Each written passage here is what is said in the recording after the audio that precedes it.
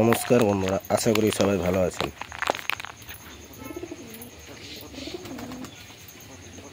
আজকে লেট হয়ে গেছে খাবার দিতে।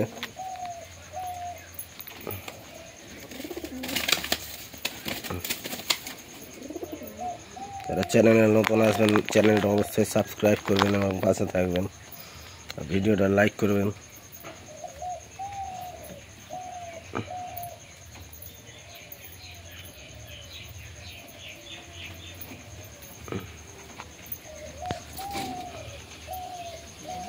এই দুটো বাচ্চা মোটামুটি আছে।